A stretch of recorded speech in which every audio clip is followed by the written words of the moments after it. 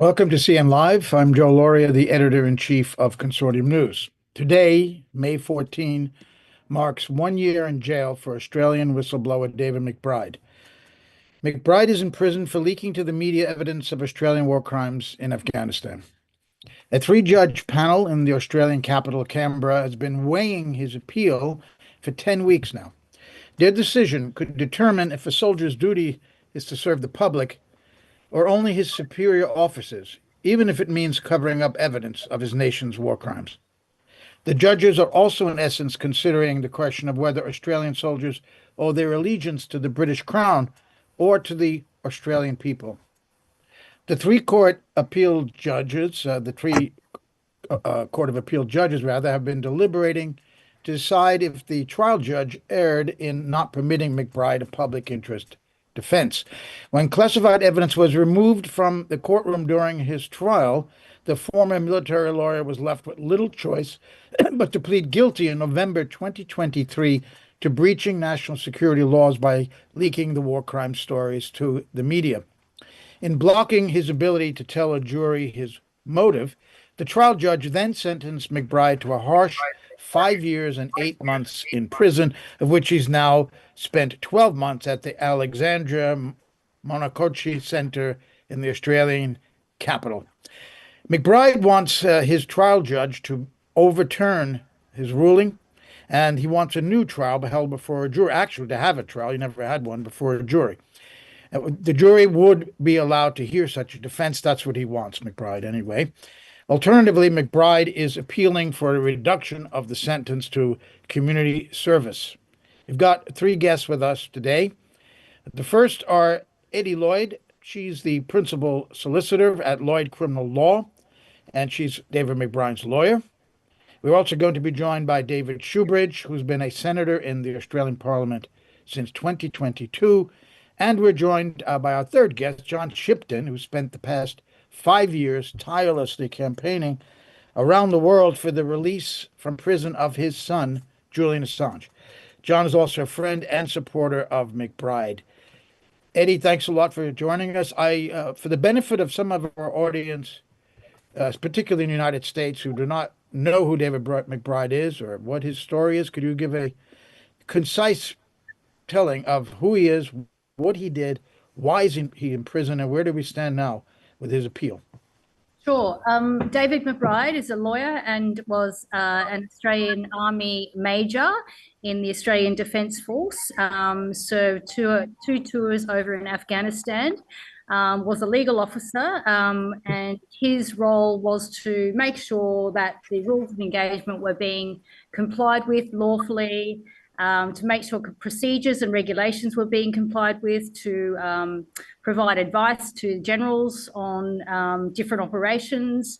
And during his role as a legal officer for the ADF, he discovered that some things were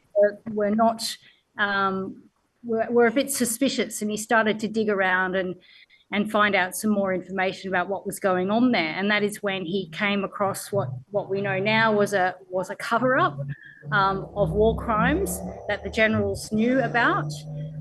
And so he made a complaint to his higher-ups, and they dismissed his complaint. And then he went to the independent agency of the ADF and complained there, and they dismissed his complaint. He went to the Minister for Defence. He went to the Attorney General.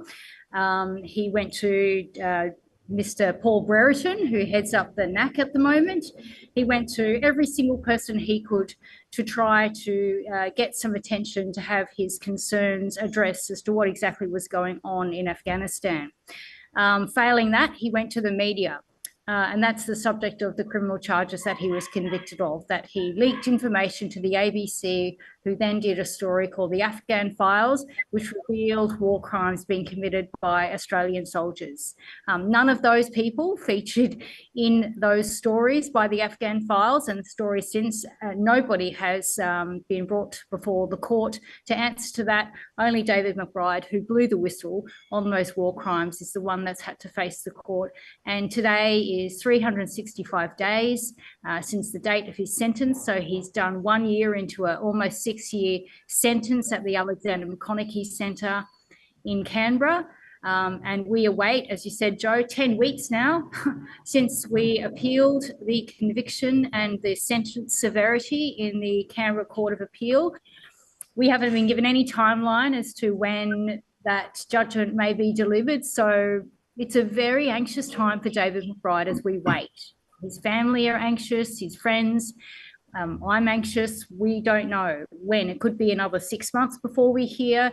But really, we want to get the answer, because if the court's against us on the conviction appeal, and if we aren't able to secure a new trial for David McBride, then we want to get on with it and get to the High Court. So we're anxiously awaiting the appeal judgment, and David McBride is not going to stop until he gets justice. Did you speak with him today, Eddie, on his 1 year anniversary, and how was he doing? Yeah, I did. And Senator Shoebridge has been in to visit him today. I had a conference with him about an hour ago. And look, he's looking good. He puts on a brave face, of course, but yeah, he's really anxious, you know. I mean, he's having dreams about the appeal. It's just a very anxious time for him. He just wants to be getting on with something, to be kept busy with it. But unfortunately, we just have to wait and see what the court says when they deliver judgment. What is the outcome of the case in his dreams? Well, just anxious dreams, really. Yeah. I had one the other night, actually, where it was so bizarre. They just shaved 4 months off his sentence. And the prosecutor was really unhappy, and she was on Team McBride. But yeah, who knows? I'm sorry. Yeah. What do you make of the way the mainstream media in Australia has been covering this case? Underwhelming, disappointing. I just really don't have much faith that the mainstream media are doing the job that they're supposed to be doing, especially with our national broadcaster. We see journalists who aren't reporting objectively in the public interest, who are just reporting, stories that they get from certain politicians, taking certain biased views. It's been very, very, very disappointing, and especially in David McBride's case, because there is really nothing more important than what his case stands for everyday Australians, and if he can't stand up and speak the truth in his workplace, then who can? And it's even more far-reaching because he's speaking up about Australia's national security matters. And he's blowing the whistle on that. And he's saying things are not right here. Australia is in danger. But if he can't tell us all about that, then we're living in very dangerous times here in Australia. And you mentioned the ABC, the public broadcaster. The police actually raided, the Australian Federal Police raided the ABC offices that day and went through all their files and took files away. But they decided not to prosecute, well, the Attorney General decided not to, the Attorney General at the time, I want to ask you about that too, at the time decided not to prosecute the journalists. And that was a good thing, but they didn't extend that clearly to your client. Well, it makes no sense why it wasn't in the public interest to prosecute Dan Oakes, but it was to prosecute David McBride. It doesn't make a lot of sense to me, but from the beginning, it has felt like there's a lot of political interference into this case. Nothing has been what it seems, but we continue to seek justice for David McBride because we believe in the court system and that ultimately he will be validated and justice will be administered. Briefly, there was a report that should have been released and was withheld until the day of his sentencing, after his sentencing. Tell us a little bit about that report before we go on to Senator Shoebridge. Yeah, so as part of the Brereton inquiry, there was an oversight panel established. So it was part of the Brereton inquiry and it was to follow the Brereton inquiry, and it did in fact follow the Brereton inquiry. It was set up with a 3-person oversight panel just to look into the Brereton inquiry recommendations, to see if they had been followed through, to see if there were any gaps. They had a pretty broad remit, actually, the oversight panel, just to check if the Brereton report really covered everything. And that report was scathing in regards to the Brereton inquiry for not making any leadership accountable at all, not exploring that area of leadership command responsibility whatsoever. Instead, it was about, and of course that should have been the case, the evidence of war crimes by Australian soldiers, but nothing has happened with anyone there. No one has been properly prosecuted for that. Oliver Schultz has not been prosecuted as a result of the Brereton inquiry. And, the report was finalised and given to the government on the 8th of November, just 3 days before David McBride's trial began. And then it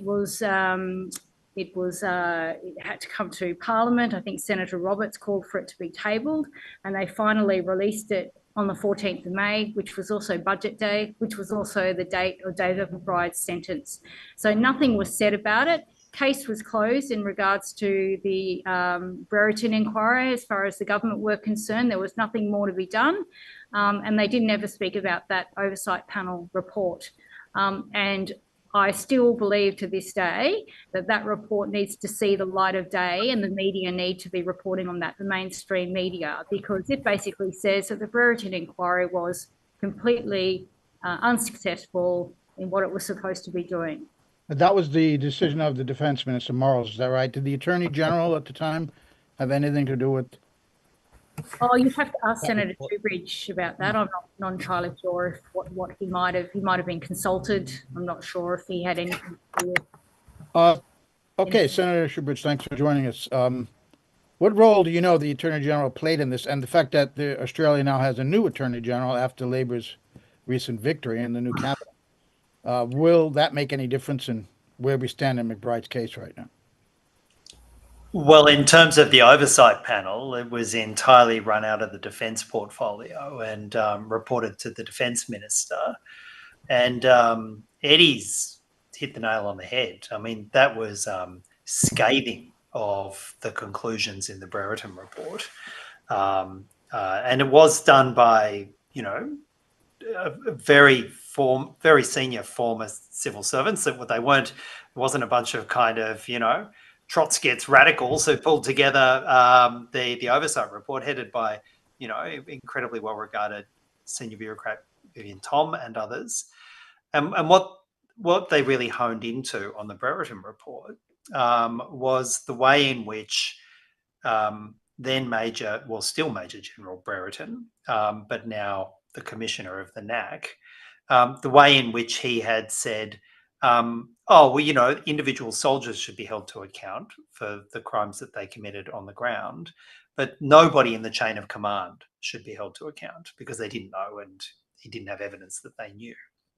And what the independent oversight panel report said is, well, that just doesn't hold water. I mean, it's ridiculous to think that people in the most senior positions in an organisation which is as hierarchical as the Defence Force, and indeed expressly says that there's a direct military chain of command where responsibility flows both ways directly, responsibility to follow orders on one direction and responsibility for how they're implemented absolutely in the chain of command, said that it doesn't make any sense that Brereton would say nobody in the chain of command should be held to account. And in fact, they then said if it was a corporation, could you imagine the board of a corporation if the staff of the corporation had been engaged in as heinous crimes like war crimes?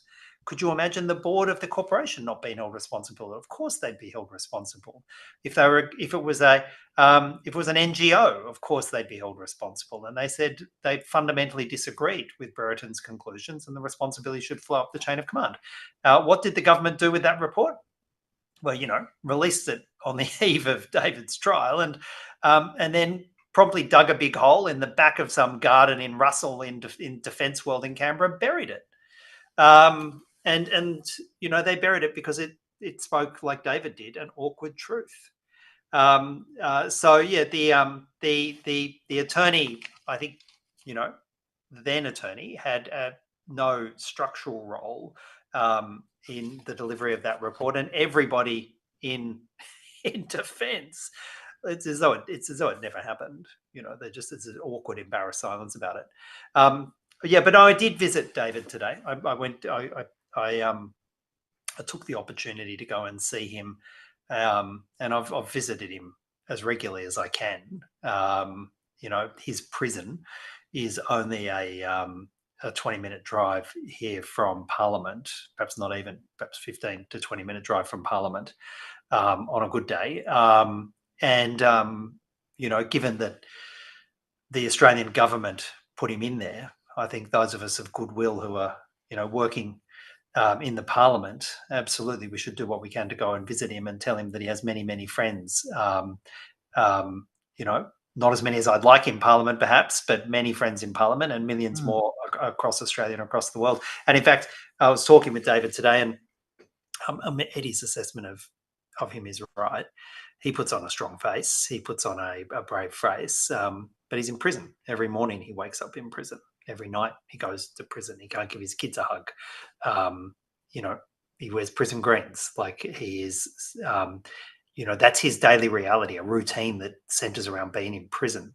But I did say that I'd be out today and speaking with the community about it, and he did give me some words to read on if it might be useful. A short statement from David. Oh yeah, please. And he said this in the context because we're sitting there in the that tiny little box, which is kind of made for kind of lawyer client discussions in the prison, and he had a bunch of letters in front of him, and he said, look, David, I'll just show you these letters. And they were from Germany and from Utah and from across Australia, people around the world realizing what a gross injustice has happened to David. And he says he often, those letters get distributed to him about 9 a.m. in the morning, and they do provide, they bring a little bit of ray of sunshine into his life.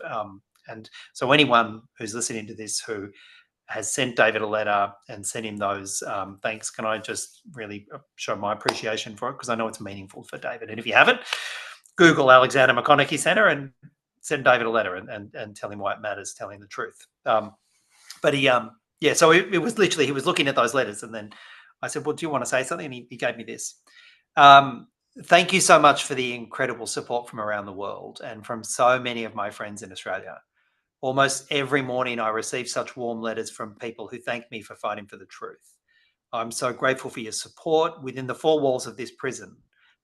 When your messages show me how much good there is in the world and why we all keep up the fight. The truth has a way of always winning in the end. So, that's a message from David to everybody. Well, thank you. I think it's I saw you the other day on ABC's Q&A program, one of the most popular programs, and you said that sometimes a politician has to take a hit in order to really basically show their humanity. You're referring to the genocide in Gaza, and I found that to be a very honorable statement, and not very rare to see a politician who can also keep their humanity. And you said outside the courthouse in Canberra on the day of his appeal on March 3rd this year, you said that, and I'm quoting you here, I can tell you now there were multiple reports going up the chain about the war crimes in Afghanistan. How is it that nobody in the position of senior leadership in the ADF, the Australian Defence Force, has ever been seriously challenged? Something is wrong. We have a system in which power protects power in this country. And David tried to knock a hole in this wall of protection for senior decision makers. And if you want to know why he's in jail, it's because of that. He said, surely there is a higher good. Surely there is a public interest which should break down that wall of impunity. How many of your colleagues in the Senate or in the House are sharing those views about David McBride that you know of? Well, I mean, I know my Greens team does. There's 11 of us in the Senate, and I want to thank those millions of Australians who sent my colleagues back. I'm midterm. You were stuck with me regardless, Joe. There are, and I know there are isolated other individuals, and I'm not going to name them because it's for them to, make the public statements and calls. But I would acknowledge people like Andrew Wilkie in the other place. In the lower house, like there are people who have made it very clear that they don't think whistleblowers should be in jail. And in fact, I'll give a shout out to David Pocock too, Senator David Pocock. He's made it very clear that this is wrong. But, the institutions of the Labor Party and the coalition, those two institutions here who between them, whenever the system is under threat, right, they suddenly revert. They call themselves parties of government. They say, the Greens and independents and other people who might want to have some transparency, might want to change the way things happen, might want to actually hold power to account. You're not to be trusted. because you're not parties of government, and they are the only safe hands that can hold the reins of the defence forces and the courts, and nobody else is to be trusted with that responsibility. And obviously, it's a self-serving load of crap, because they use that whenever the system is under threat, and it looks like maybe a previous minister, senior bureaucrats, maybe someone with a lot of brass on their shoulder in the Defence Force, they might actually get held to account and have their appalling behaviour exposed. It's amazing how often the walls close in and protect them. And David is the most obscene end of that, because they literally put him in jail to stop him. So we saw how that your parties of government works in this election when the Liberal Party preferenced Labour in the seat of your former leader, Adam Bant. And as an American, I find that system a bit hard to understand, but I got clarity this time. He won that election, but because of your preference system, they were able to lose as we're able to gang up and remove him. I find that a bit odd. I want to talk to John Shipton. We saw that in a whole bunch of seats. We saw that in a whole bunch of seats where literally their collective interest, they had much more in common. The notional, they're meant to be enemies, right? But it turns out they have much more in common when there's an actual challenge to the system. And in this case, they saw the Greens as a challenge to the system, and it's extraordinary how much they found in common. Absolutely. And it's duopoly is what it's called, obviously. But we did see members of Parliament, and some of them, and you were one of them, went to Washington to lobby for the release of Julian Assange. And I don't know if there's the same level of interest about David McBride right now in the Parliament, but I'm bringing in now John Shipton, who, of course, is the father of Julian Assange, who spent the last 5 years or more tirelessly campaigning literally around the world for his son's release, and it ultimately happened. We're coming up in about a month or so to the 1-year anniversary of Julian's release. Are you unmuted, John? Hi, Joe. Yes, you are. Welcome to the show. Now, tell us what you know. You know David McBride, you're friends of his. Well, what parallels do you see between, if there are any? Now, Julian was a journalist, not the whistleblower. A lot of people make that mistake, but yet they're both being punished for trying to tell the public in their way truths that the public needs to know. Joe, the nobility of the task that these men have taken upon themselves to perform their civic duty, which is an obligation doubled in the case of a soldier, a major, and a lawyer. And performing your civic duty is the highest task that a soldier and a citizen can perform. And I don't use the terminology whistleblower or anything like that, because David and Julian performed their civic duty at the very highest level. Now, the terminology must change from the use of the whistleblower to the understanding that these men and women are performing their civil obligation and their civic duty. This is an inescapable obligation to all citizens, and amplified in the case of Julian as a publisher, or amplified as a virtue in the case of David McBride, a lawyer and a soldier. Now, going further into the requirements of civic duty, David is a lawyer in the army, so he has that obligation. Secondly, he has the obligation as a soldier. And third, he has the obligation as a citizen of Australia. That the judges, I really don't know that it's going to be too helpful for David for me to scour the judges in this case. They don't like that sort of thing. But I would say this: David gives the opportunity to the authority of the army and the courts to respond responsibly to an act of civic duty, and as a consequence, renew and refresh the lines of authority and the dissemination of authority of the courts and of the army. While ever this shadow hangs over the adjudication of David's matter taking week after week, it's an appeal case. Appeals are always pushed forward. The probity of appeal is the immediacy of the judge's decision. That's one. The second is that protecting the army and its so-called authority in this case is a diminution of the authority of the army, because we have a lawyer, a major in the army, who has steadfastly stood by his obligations to the army, his obligations to the civic life of his country, and his obligations to his fellow soldiers. So punishing him under those circumstances just is a, how would I say, a dictatorial impulse on behalf of the army, or let's say on behalf of the government, not necessarily the Labor Party, not necessarily the Coalition or the Greens, but the government itself. It's a diminution of their authority in order to reduce the capacity of ordinary people to take upon themselves their civic duty and enforce it, particularly in the case where the crimes are the first degree and they're murders, 39 murders.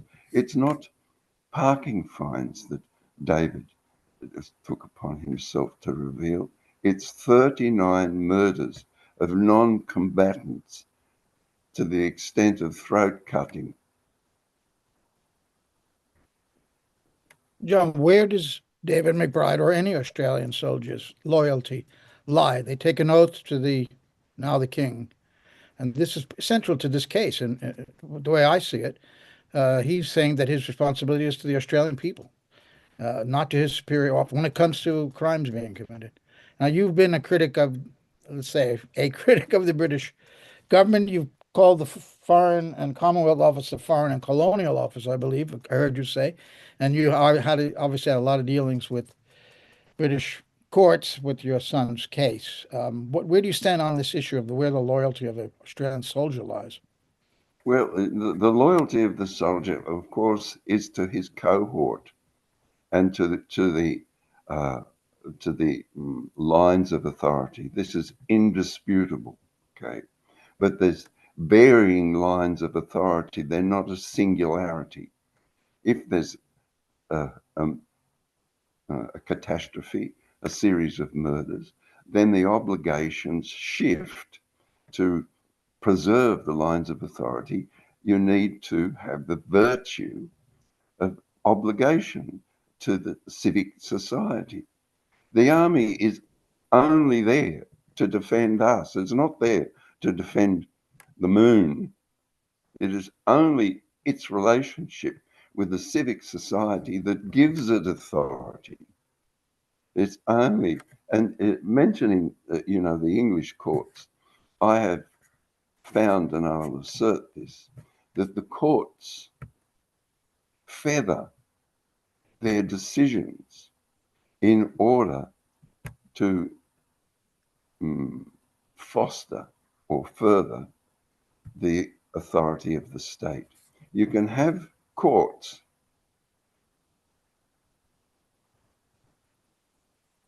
and their authority, but you can only have them at the service of the state. If there's no state, there's no courts.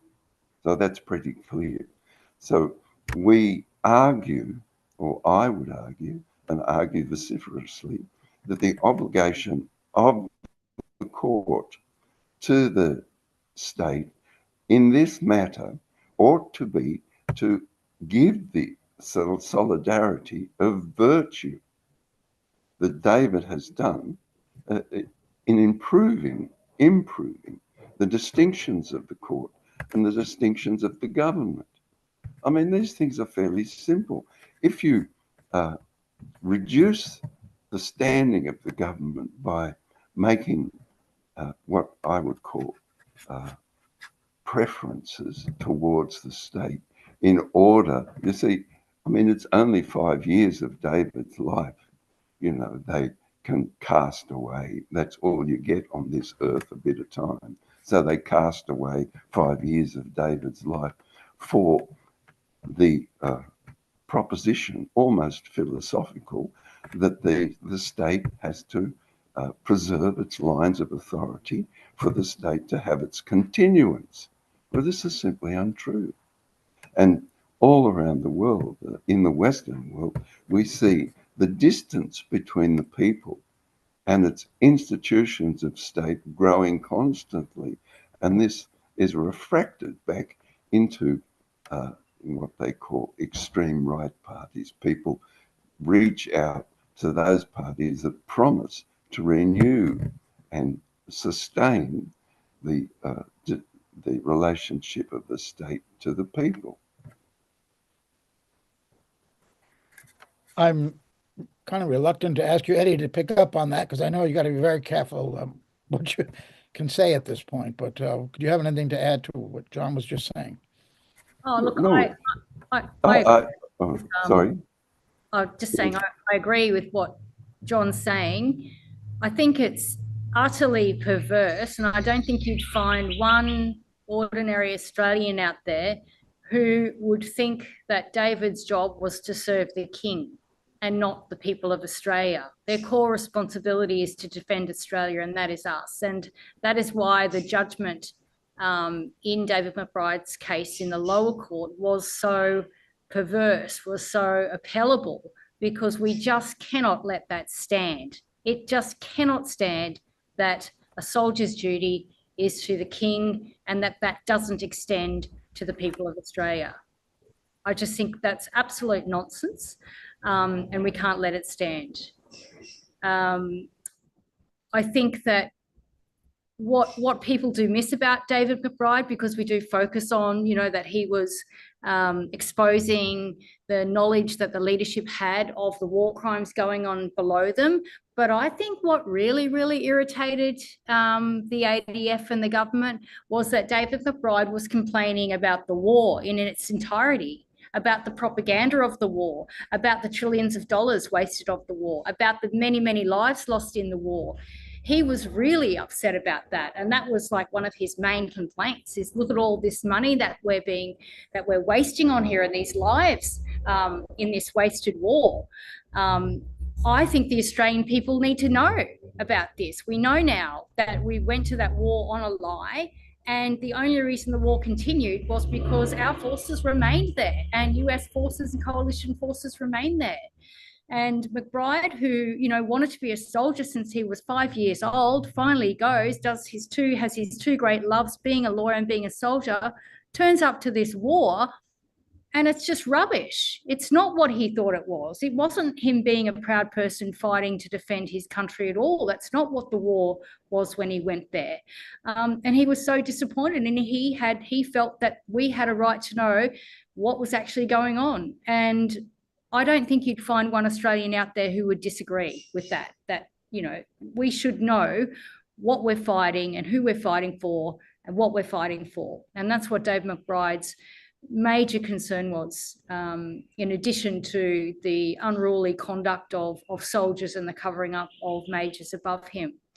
But if I can just say this, despite the onerousness and oppression that David McBride labours under every single day in that grey, cold, concrete jungle that he's surviving in day by day, he is in some ways stronger than he ever been before. They have done their worst with him. They have jailed him. He lost his marriage. He's been separated from his children. He lost his career. He lost his mental health for a while. He lost his money. He has nothing. But he has got nothing to lose now, and he is stronger than ever in that sense, in that mental and definitely physical and spiritual sense.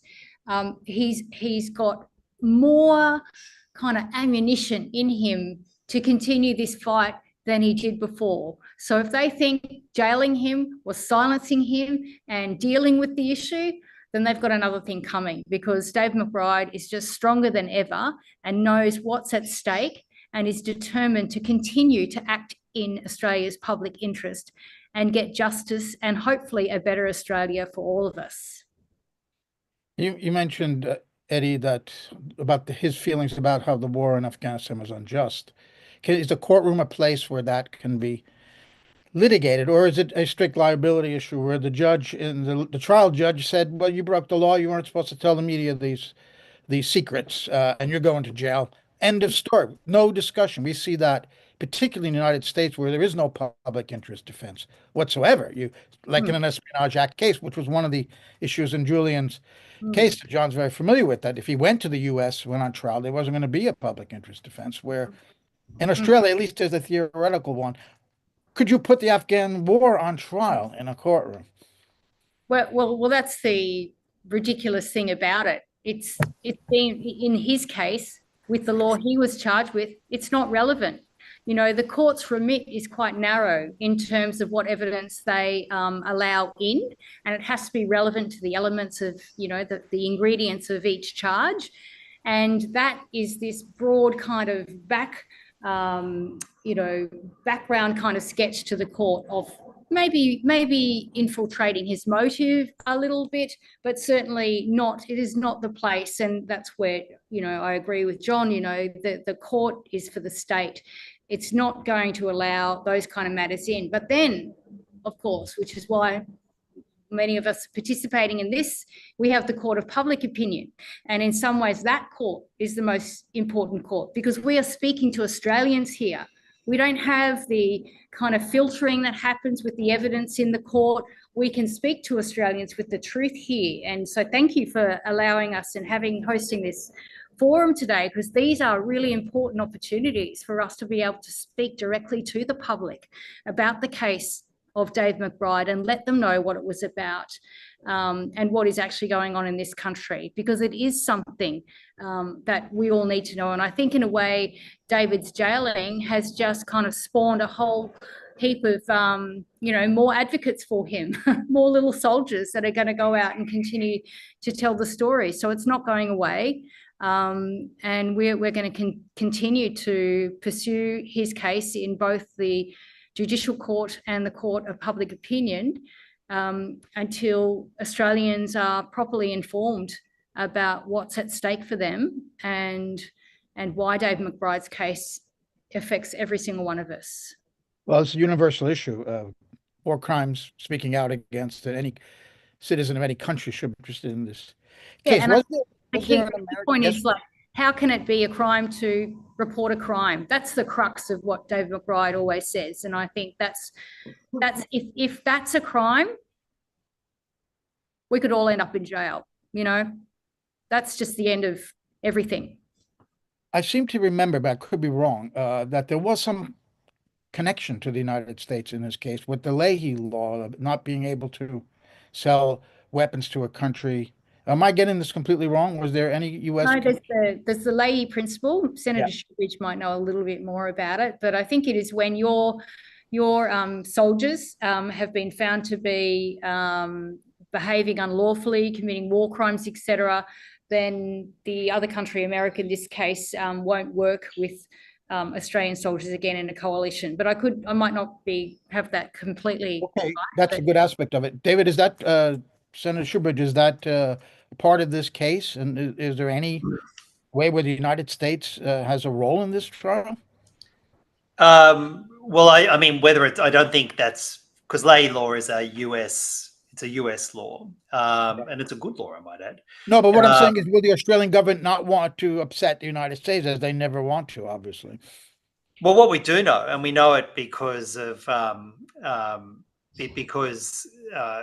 it wasn't a formal communication from the Defense Department. It was because it was, an unauthorized disclosure to members of parliament, made it clear that the US Defence Force had written letters of concern to the Australian Defence Force saying, well, hang on, your special forces in Afghanistan have been found in this Brereton report to have engaged in multiple incidents of the most appalling war crimes. We have a law called the Lehey Law, and it says we can't work with, we can't do we can't do joint deployments with, we can't support units that have been engaged in war crimes unless there's been some accountability and some assurance that this is not going to happen again. Can you please explain? And now we never got, because the government said it's far too secret and they couldn't possibly tell the public, we never got what, if any, response had been sent by the Australian government or the Australian Defence Force to the United States that put them back in their box and allowed the United States to continue working with the Australian Special Forces. But that's how serious this matter was. You know, the US Defence Force, which is, you know, Joe, you may disagree with me, but is not known for its universal application of human rights in its imperial ventures. It was so concerning that there was actually a period of time where the US Defence would not work with Australia's SAS because of concerns about the war crimes. And we heard not a whisper about that from our government. We heard nothing until one brave person, working with others, but one brave person said, actually, I have a higher duty than just to the king and to the laws that make me silent. I have a higher duty to humanity here. Well, you'll know that despite my accent, I'm the last person who's going to defend the United States in the world. If you know anything about Consortium news? I was letting you play that for you. I understand. I'm also very troubled by how Australia, going back to maybe Menzies even earlier, have been so obedient to the United States as the 51st state. You know, whatever the AUKUS, threatening war with China, I mean, all the things that are going against Australia's interest. And then when an American young girl picked up a wombat, there was a national outcry. So that's when you attack the United States. I think there are more serious matters. I'm really troubled by that. Well, I tell you what, we've just elected a new parliament here in Australia, and in the election campaign, we saw the Labor Party and the coalition just simply say they are rock solid, stuck with their alliance with the United States. They'll never reconsider that position, never be more of a dependable ally. They'll continue to spend hundreds and hundreds of billions of dollars on a nuclear submarine project with the United States called AUKUS. We know that won't work, but they're just in this utter bloody denial about the fact that last time I checked, we lived in the southern part of the Asian region. Our nearest neighbor is not Washington. You know, our nearest neighbors are Port Moresby, Timor-Leste, and Jakarta. Like, we live in a region where there is a rising superpower, which has a huge number of challenges to Australia, right? It creates a huge number of challenges. And at the same time, we have our traditional alliance with the United States, which has always had us in a grossly subservient position. It's far from a relationship from equals. We make tribute payments to the United States. We have said we are going to double down on the United States as its ability to exercise its role in the region is nobody believes it can maintain its dominant role in the region. Nobody who has had a look at the economic futures of this region think that is possible. But instead of us having a cold-hearted review of it in our national interest and saying, what should Australia be doing? How can we actually be comfortable in our own skin? How can we live in this region? How can we develop relationships with Indonesia and Vietnam and the Philippines and China, where they don't just see us as a kind of shallow echo of whatever Washington has told us to do? None of that discussion happened in this federal election campaign. And they've doubled down on us joining in a US war machine aimed at containing and potentially going to war with China. And you know, we are literally inviting ourselves to someone else's knife fight. We're inviting ourselves to someone else's knife fight, and we don't even own a knife. Like it is criminally negligent about Australia's national interest. And and the fact that they are so loath to even contemplate that discussion and silence dissent and stifle any discussion, that also explains why David's in jail. This was us saying to Washington, we won't let anyone get out of hand in Australia. Look, see what we do. We even put the bugger in jail. Well, I tell you, there's not a better country in this region for neutrality than Australia. There's no reason why you can't have good relations with the U.S., with Russia, with China, with everyone in the Pacific region, with India, and get rid of course, Pine Gap would have to close and become an independent, neutral country. No nuclear. Imagine a defence policy for Australia, which was designed to defend Australia and super credibly defend Australia, but not threaten our neighbours. And we say, actually, we could set a nice trend in the region, right? And have a region that would radically de-escalate its military positioning and a far safer region for all. And they're super achievable. But instead, we're building the US a nuclear submarine attack base. We're Australian taxpayers' money, spending $1.7 billion to build that off Perth. We're stationing nuclear-capable B-52s in Tyndall, which is, for those who aren't familiar with Australia, sort of in the northern half of Australia, halfway between cities called Alice Springs and Darwin.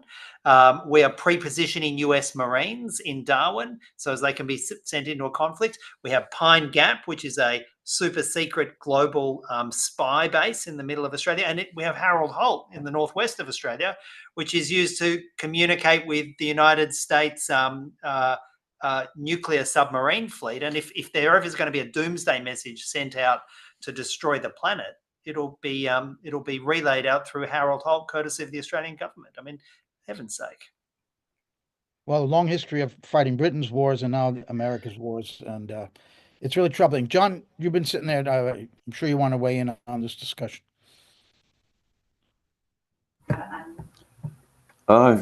Joe, I would like to add my voice to David's resume of the Australian position. I find it a bit sad, really, that politicians stand for election. What happened? The politicians stand for election and don't canvass the most important matters. But just, what's this? I'm sorry. I was trying to ask him whether we had any questions from the audience, but go on, John. Sorry. Yeah, just things that help you think. The strong do as they can. The weak do as they must. But that's the circumstance of Australia. But with that understanding, we can continue and have the obligation to build an Australia that has the finest diplomatic corps in Southeast Asia. And, India doesn't want a rampant Australia with nuclear submarines. China doesn't. Indonesia doesn't. Malaya doesn't. Thailand doesn't. The entire region depends upon each other for its defense, an integrated defense. And as a consequence, we can utilize that to secure ourselves, as Mr. Keating says, within Asia. It's pretty clear that our security is within Asia. Our insecurity is in the bosom of Pentagon and the military machine that operates out of Pentagon. That's our insecurity. Our security is integrated within Southeast Asia. I could tell you, Australian neutrality would be good for the United States as well. That's my view. Would it reduce tensions enormously with China? But I don't think that's in the interest of the United States right now. Do we have any audience questions? Yes, I just sent one to you in the chat. Okay. Now I didn't bring my glasses. Unfortunately, I can't read the chat. Um, okay, thank you. So, Ben Robert Smith. Who's asking this question? We don't have a name, do we? Ben Robert Smith, this is the question. Smith's appeal is being handed down this Friday. He may win, which would undo the work of The Age, the newspaper The Age, in fighting his defamation claim. Would this make it harder to try to prosecute war crimes? So please fill us in, anybody who wants to answer this, Eddie perhaps, or Senator Shoebridge, about the Ben Robert Smith's case. Does it have any relevance to David's case, David McBride? Well, I mean, Eddie might talk about the direct relevance to David's case. It doesn't have direct legal relevance insofar as a direct legal implication on David's case. It's really just an effort from Ben Robert Smith's team to try and untangle and discredit certain witnesses, exclude certain evidence based upon a fairly speculative theory that some confidential communications were breached. I didn't follow it closely enough to be able to give you my views about win, lose, or draw, but it seemed to have a number of sort of speculative jumps in the case, which will be considered by the. We'll find that if the judge follows those speculative leaps that were being presented by Ben Robert Smith on Friday. But Eddie might have something to add to it. Yeah, look, I'd be surprised if the court allowed them to reopen, Ben Robert Smith's team to reopen the appeal. I'm not in the matter, so I don't know the details. But yeah, like David said, it seems pretty speculative. And it didn't seem like there was much of a basis in what I read about, what was said by the journalist. But I think what does strike me about Ben Robert Smith and the relevance to David McBride is pretty obvious to most people, is that one's in jail and one's not. One's got a cloud of suspicion over their head for committing war crimes, and one has been the one that has spoken out about those things. I think that's the stark relevance between Ben Robert Smith and David McBride, and what horrifies many people here when they see photos of Ben Robert Smith in a spa in Bali drinking bintang, and David McBride sitting in his prison greens in a cement cell. And can I add, Eddie, one crowdfunded their case from millions of small thousands of small donations to try and actually have a case, and the other, Ben Robert Smith, got bankrolled by a media baron. If you want to just get a sense of the unfairness in our system, that's another element to it. But there's also, I think, I'm trying to look more positive these days. I think there's a little opportunity, a little light in that story as well, in that humanity is still alive in many Australians, and that's brings a lot of joy into my heart and Dave McBride's heart, that every person, they funded his whole campaign. Like, people have deliberately put their hand in their pocket, got out their wallet, tapped their card, donated in various ways to the David McBride appeal. It hasn't come from Crown funds or some media bogle. It's come from Australians with a conscience that want to help out David McBride. And I think that, for me, has warmed my heart and inspired me that there is still a lot of humanity in Australian people. And we just need to try a little bit harder to get to those people, to speak to them. So opportunities like this are fantastic, in that we can speak directly to Australians about what's going on and not be filtered through media or political spin. I think we went over this, but an audience member has asked, will the new Attorney General have any roles? Is there any role left for the Attorney General in this case, or is it completely now in the hands of these judges? Well, we have a new Attorney General, Michelle Right. Rowland. And if anyone's finished their letter to David McBride while watching this, you could also send a message to Michelle Rowland, the new the federal Attorney General, Labor Attorney General, because it's still within her gift to recommend a pardon for David. It's still well, Eddie might have a better understanding about the appeal process. I don't think she has the same control over appeal process as she did the original prosecution, but it's well and truly within her gift to recommend a pardon for David, and of course she should. if it would reflect, I think, absolutely the mood of the Australian people who think it's obscene that David is in jail. The previous Attorney General could have killed the prosecution, and while it was still a trial, and Mark Dreyfus refused to. And I think that, the history is going to look at that decision, and it's going to be a big dark blot on Attorney General Dreyfus's record, letting David McBride be taken to court and prosecuted and jailed for telling the truth. Maybe the new Attorney General will look at history differently.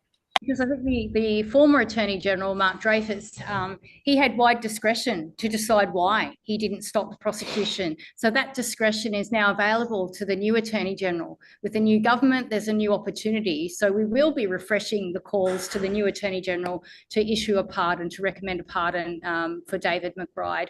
They might have different reasons than the Attorney General, Mark Dreyfus, had to refuse that. So there's hope in a new government, and we're hoping that we'll see some change, and that this new Attorney General will see what public interest actually means and recommend a pardon for David. How does the pardon process work? Who decides if there is a pardon or not? Is it the Governor General? I don't know. The Governor General. The Governor General does, on the recommendation of the Attorney General, is how it works in practice. And there's a bunch of kind of conventions about what is required for a pardon, and the government is going out of their way to say these conventions rule David out because he continues to say he's not guilty, but that, of course, they're just conventions. It's an open power that the Governor General has to issue a pardon, but it happens on the recommendation of the Attorney General. And I say to Michelle Rowland, you would massively increase your stature and the government's standing with the Australian people if they recommended that to the Governor General. So on the behalf of the Crown, the Governor General makes that decision. John, Julian Assange is seeking a pardon in the United States. I'd be remiss if I didn't ask you how that is going now. And it's a different process there where the President of the United States, acting as the head of state and the head of government, makes that decision. I imagine that when it's opportune for Mr. Trump to issue a pardon to Julian, he will do so. Seems quite arbitrary. I don't want to criticize the United States, but it seems as though Mr. Trump's actions are to confuse his enemies and to misdirect attacks against him, and then finally to act in the interests of his administration and himself. So when it becomes opportune, I'm sure Mr. Trump will find himself the opportunity to give Julian a pardon. Of course, like most things American, huge amounts of money are involved when trying to get a pardon. I know someone who paid $50,000 just to be able to try to get a word to the president on behalf of someone. Yes, there's one of our mutual friends was, I won't name him, was given a pardon. He didn't even ask for it. So, Okay. But there's no money, Eddie, in the Australian system like that. You don't need to pay a lobbyist to go to the governor, to the Attorney General to recommend it, and then to the Governor General to do it. I wouldn't be so sure about that. Right. Oh, look, there's a lot going on in the dark corridors of Parliament House with lobbyists and influencing politicians to make decisions. I don't think we're living in a clean democracy here where that couldn't happen. But certainly we don't have the influence, but we do have truth on our side. Another question from our executive producer, Kathy Vaughan at CN Live, about the Yamashita standard or principle. how that figured in this case. Eddie, you want to talk a little bit about that? Sure. Well, the Yamashita principle is something that you might learn at law school, but you certainly learn at military law school. It's what David learned and what David taught other military officers and soldiers. And that is basically that the leadership, the command, the general, does not escape liability for war crimes below them, even if they didn't know about them. The principle is that they ought to have known. And so that was a surprising omission in the Brereton inquiry, that the Yamashita principle didn't feature.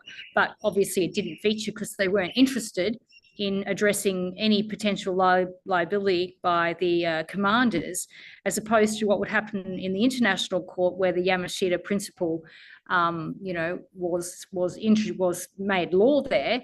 And that's what, the Brereton inquiry was very careful to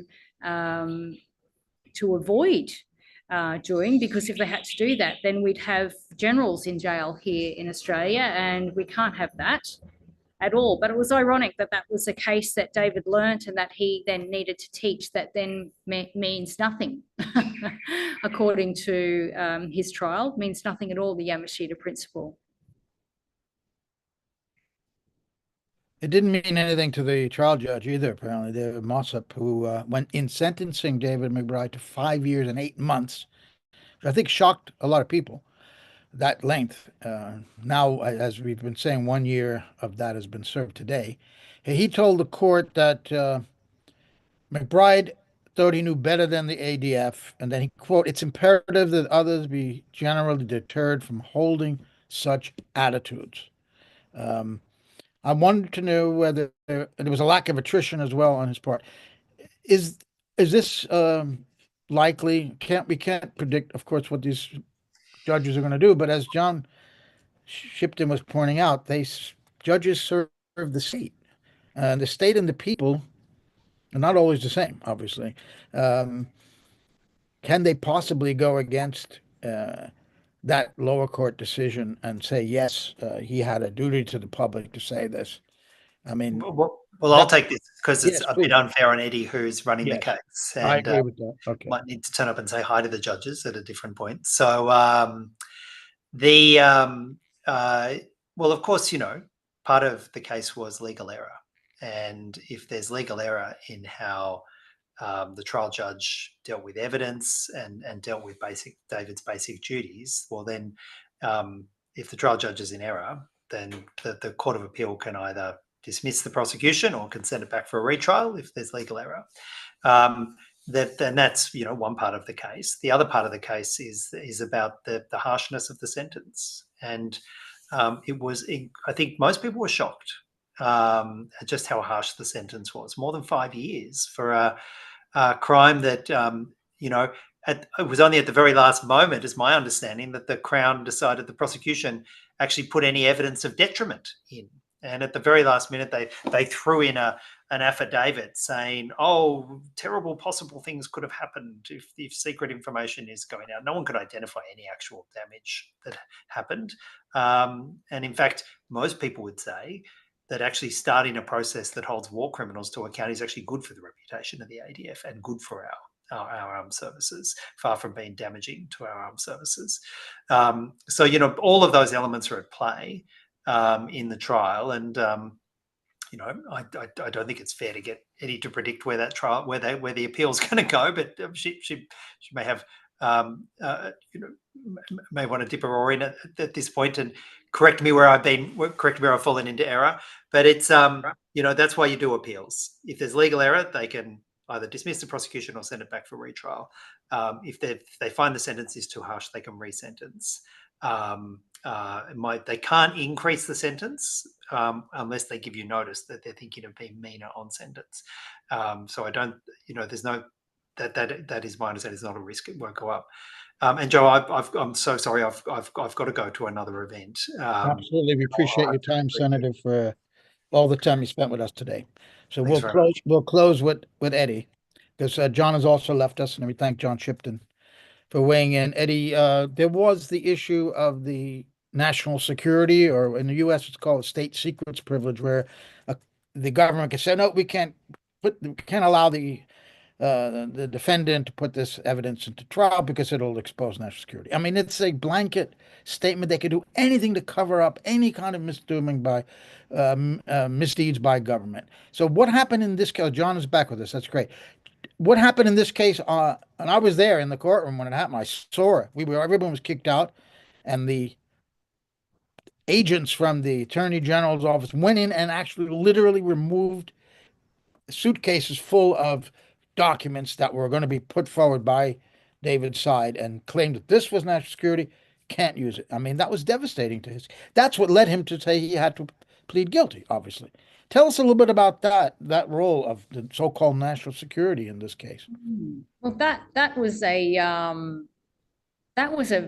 shattering day for me as a lawyer, actually, to see the judicial system manipulated in that way by the government. I make no comment on the merit of what was removed and what remained because I've never seen what was removed, so I can't comment on that. But I can say that action, that conduct being allowed by the Attorney General to exercise this universal superpower to enter the court's jurisdiction and remove certain pieces of evidence that we are just to trust was actually going to risk national security. Okay, there's the first issue I have, that the judge did not even need to see. That's the second issue I have. Now the judiciary have to trust the government, and leaving David with crumbs of evidence that he could use in his trial that were nowhere near enough for him to be able to defend himself. So that struck me as a perverse attack at our democracy, because it was an attack on the pillar of the court system by the government, and the court system exists to keep the government in account so that people have somewhere to go. If the government has overreached in their law in some way, they've gone too far, they've implemented, or the bureaucracy has administered a law unjustly, we go to the court for recourse. We go to the court to seek justice in that situation. But that court, purity of that court's no longer available when we have the government able to reach into that private discretion, independent, supposedly, discretion of the court and start playing around with the evidence. So that's another angle that we may use should we need to appeal to the High Court.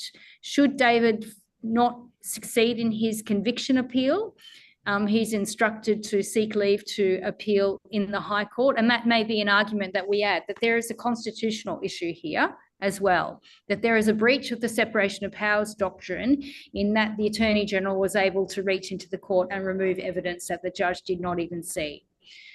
So that was, and that's something that everyone in Australia should be very concerned with, because that if you've got a good government that you trust, that's great. But if you don't, then what hope have you got if you go to court to seek justice? They're going to decide what evidence is before the court or not the court. And that's frightening. And that's what's at stake for all of us. And that's why his case is so important. And I know that that's core to David McBride's, continual pilgrimage for justice. John Shipton.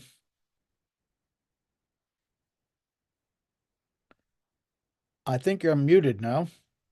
There we go. There we go. Well, Joe, you and I were at the hearing in London where Julian's case was heard before Judge Baritza.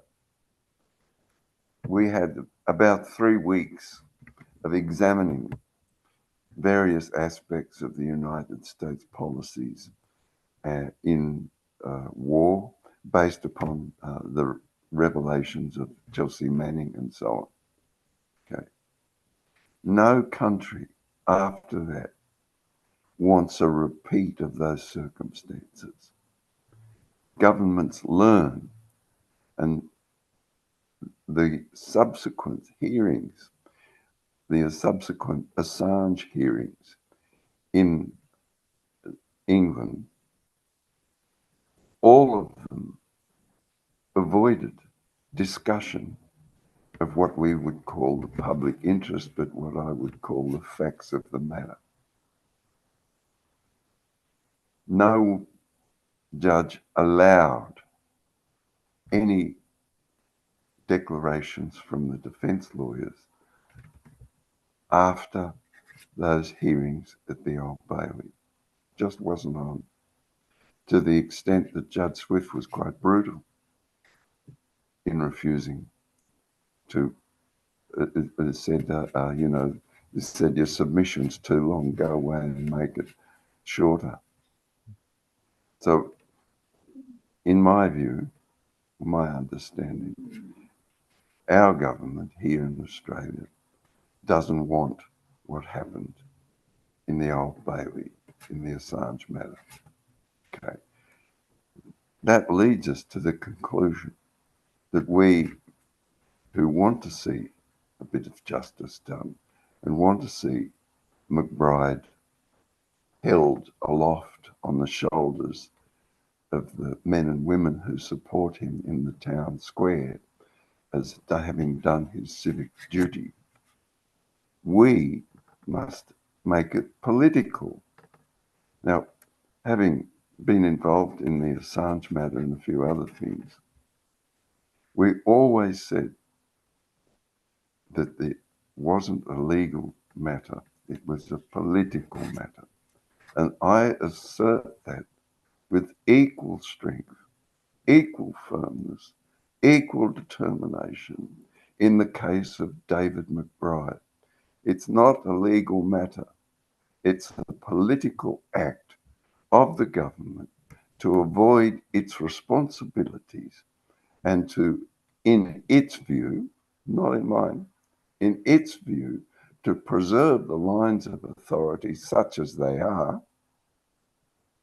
in the army and the relationship that the army has with the government, given preferential treatment, distorting the application of law and, well, actually confusing, in my view, I wouldn't say that to their faces, but confusing the appeal judges to the extent that they can't make a decision where the probity requires in an appeal case that the decision is made quickly.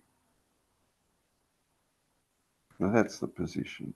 We must act to ensure that everybody understands with all the firmness and determination that they can gather that David McBride is a political persecution similar to Julian Assange. Eddie, you we'll give you the last word, but I have one question. The last one was just a minor one. Well, not minor, but not in the sense of what we were just hearing. Probation. Is he up for probation? Will he be able to request that? Will you be able to request that for him? So look, if his sentence stands, that means he's got a non-parole period, which he must remain in custody for, and a parole period, which is kind of the probation period out in the community, supervised by probation and parole. If we're successful in the severity appeal, there are a few options available. The court could say time served is enough, out you go. They could just shorten his head sentence, so his period on parole. So they might say, you know, at the moment he's got 27 months on the bottom, 5 years, 8 months on the top. They might say 20 months on the bottom and 4 years on the top. So when he'll be out and then he'll be supervised for a period of time. Or they could give him a suspended sentence, or they could give him an intensive corrections order. There are a few options available, but, you know, the bizarre thing in this case is whether or not David McBride gets parole at the end of his non-parole period, whatever that may be, whether he gets parole is a matter decided by the Attorney General. So there's a bit of a conflict there in that they were the ones that have the power to, you know, pardon. He recommended pardon for him. They're also the ones that will decide whether or not he gets parole. And that's quite frightening for David, because in the Parole Act, there are certain objects that must be satisfied. You know, the rehabilitation of the offender before you can get parole. So that includes things like insight and remorse. David McBride has got all the insight in the world of what he did and is still sure that he did the right thing. He's not able to show any remorse because he's not remorseful for what he did. So those factors could play against him getting parole. We hope not. And that would mean he would do the entire sentence at the moment, almost 6 years in jail. And for a 61-year-old man, that's actually a pretty long time. You know, his youngest daughter is going through grade 12 at the moment. He really wanted to be out to support her. He's unable to be there for her at the moment. So time is flying and life is flying past David McBride. Yeah. What was the other question you had, Joe? Well, Eddie, I wanted to just following up on what John was saying. Or do you find it useful to frame this as a political prosecution, that he's in a sense a political prisoner? Oh, absolutely. Absolutely. You know, I don't want to go too much into it now, but there are obvious signs of political interference in the case of David McBride, beginning from his arrest, from the fact that they didn't prosecute the journalist, but they prosecuted him. It was not in the public interest there, but it was in the public interest there. The fact that so many Australians are against the prosecution and persecution of David McBride, and that the Attorney General had the power to stop the prosecution and did not, in a case that has drawn such public criticism and such public support for David McBride. When you look at all of those things, it's difficult to conclude anything else other than this is the prosecution and persecution has been political. So the paroling of David McBride may also sadly be political.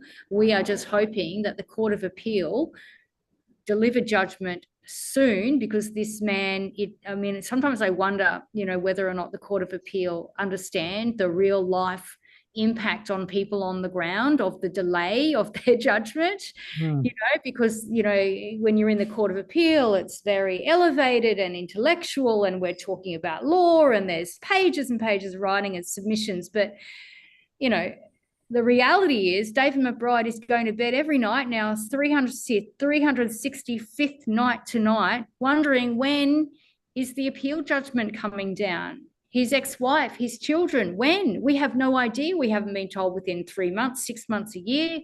It could be any day.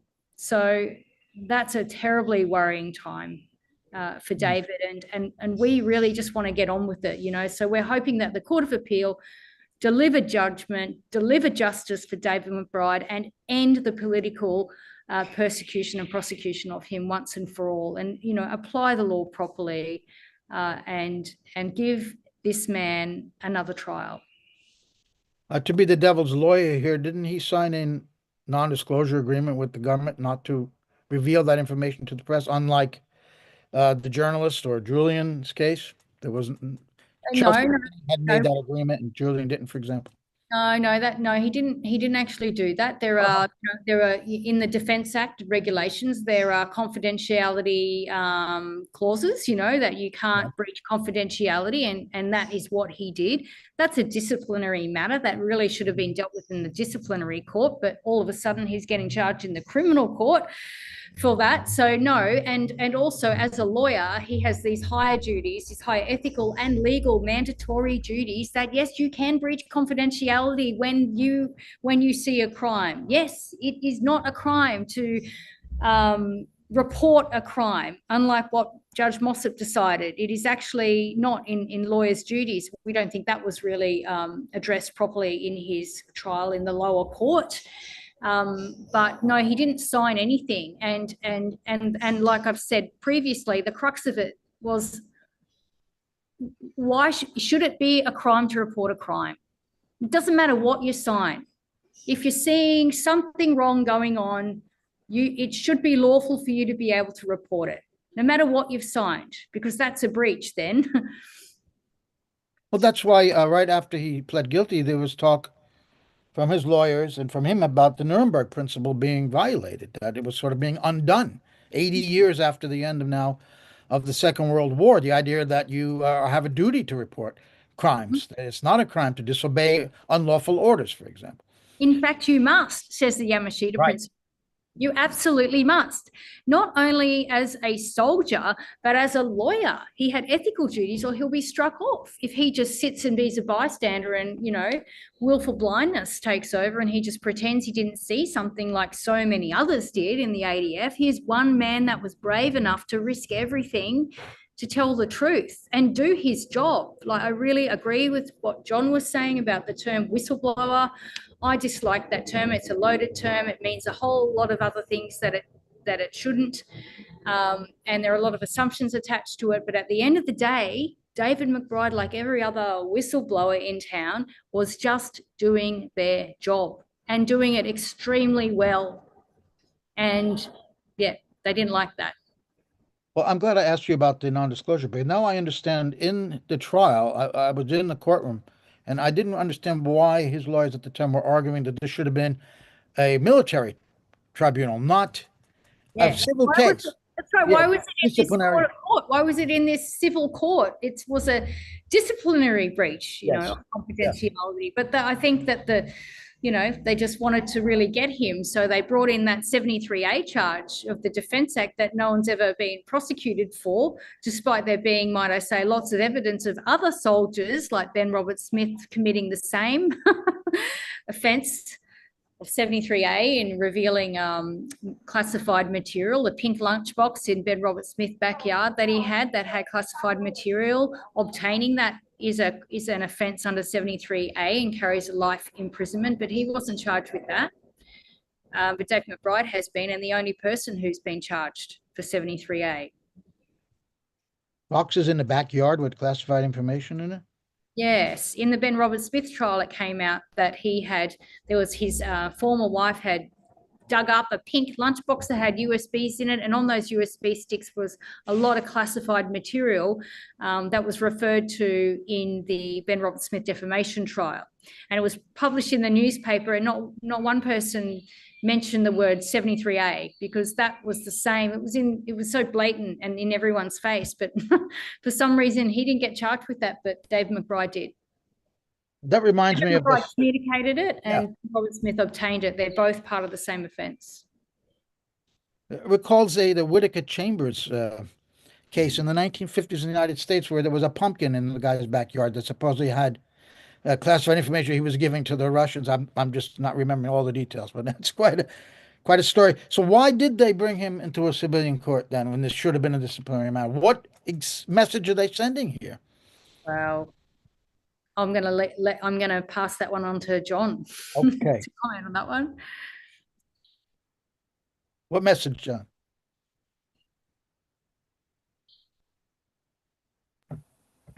I'm going to give you the last word. I said Eddie was going to have it, but you're done now, Eddie.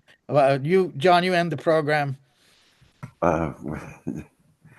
Joe, it's a question I can't answer because I'm not familiar with the structures of law and the structures of army tribunals.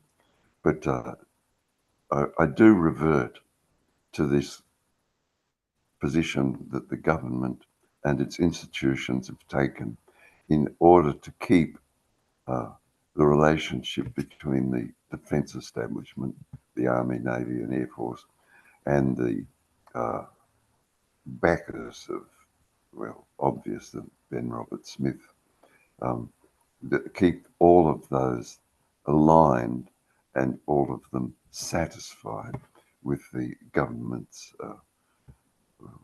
administration of the David McBride matter. Put crudely and simply, it's only 5 years of David McBride's life, but they consider the integrity of government and the relationship between the institutions of state are more important than the life of David McBride. Right. Well, it's their own lives and their own power too. That's a part of it. Well, let's Yeah, hope yeah. that David McBride will be able to join Julian Assange as a free man in Australia. Thank you, John Shipton, very much. We thank Senator Shoebridge for joining us, and Eddie Lloyd, thanks a lot for joining us today to talk about your client's case, David McBride, who is in his 365th day in jail. And of course, we hope to invite you all back again when there's a development in this case, such as the judge is actually ruling.